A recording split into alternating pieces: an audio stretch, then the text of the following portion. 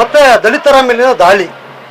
ಯಾಕಂದ್ರೆ ನಡೀತಾನೆ ಇದೆ, ದಲಿತರ ಮೇಲೆ ಸದಾ ಕಾಲ ನಡೀತಾ, ಅವ್ರ ಮೇಲೆ ದೊಡ್ಡ ಮಟ್ಟಕ್ಕೆ ಹೋಗಂಗಿಲ್ಲ, ಏನೋ ಅವರು ಒಂದು ಕೀರ್ತಿ ಯಶಸ್ಸು ಬಂದ್ಬಿಡ್ತಾರೆ, ವಾಚ್ ಕಟ್ಟಂಗಿಲ್ಲ, ದಲಿತರು ಸಾಯಿಸ್ತಾರೆ, ರ್ಯಾಂಕ್ ಬರಂಗಿಲ್ಲ, ದಲಿತ ಹೆಣ್ಮಕ್ಳನ್ನ ರೇಪ್ ಮಾಡ್ತಾರೆ, ಇಂಥವೆಲ್ಲ ಸಹಜವಾಗಿ ನಡೀತಾನೆ ಇದೆ. ಇದ್ರ ವಿರುದ್ಧ ನಾವು ಹೋರಾಡಿಕೊಂಡು ಬರ್ತಾನೆ ಇದ್ದೀವಿ. ಆದರೂ ಕೂಡ ನಾವು ಈ ಥರ ನಡಲಿಕ್ಕೆ ನಾವೇ ಒಂದು ರೀತಿ ದಾರಿನೂ ಮಾಡಿಕೊಡ್ತಾ ಇದೀವಿ ಅನ್ಸುತ್ತೆ. ಯಾಕಂತ ಹೇಳಿದ್ರೆ ನಮ್ಮಲ್ಲಿ ನಮ್ಮ ಮನಸ್ಥಿತಿಗಳು ಹೋರಾಟ ಮಾಡಲಿಕ್ಕೆ ಆಗದೇ ಇರ್ತಕ್ಕಂಥ ಮನಸ್ಥಿತಿಗಳಾಗ್ತಿವೆ ಇವತ್ತು. ಯಾಕಂದರೆ ಒಡೆದೋಗಿದ್ದಾರೆ, ನಮ್ಮ ಜನ ಒಡೆದೋಗಿದ್ದಾರೆ. ಸೊ ಹಾಗಾಗಿ ಇವತ್ತೇನು ಮಾಡಿದ್ದಾರೆ, ಅವ್ರಿಗೆ ಏನು ಈ ಪುರೋಹಿತ ವರ್ಗ ಇದೆಯಲ್ಲ, ಮೇಲಿನ ವರ್ಗ ಇದೆಯಲ್ಲ, ಅವ್ರಿಗೆ ಇದೇ ಬೇಕು, ಹೊಡೆದಾಕದೇ ಬೇಕು. ಹೊಡೆದಾಕ್ಬಿಟ್ಟು ಅವರೇ ನಮ್ಮ ಮೇಲೆ ಹೊಡೆದು ಅವರೇ ನಮ್ಮನ್ನು ಬೀದಿಗೆ ತಳ್ತಕ್ಕಂಥ ಕೆಲಸ ನಡೀತಾ ಇದೆ. ಇದು ನಿಜಕ್ಕೂ ದುರಂತ. ಇದು ಭಾರತ ದೇಶಕ್ಕೆ ಆಗ್ತಕ್ಕಂಥ ಅನುಮಾನ. ಇಡೀ ಪ್ರಪಂಚವೇ ಇದನ್ನು ಧಿಕ್ಕರಿಸ್ತದೆ ನಿಜಕ್ಕೂ ಹೇಳಬೇಕಾದ್ರೆ.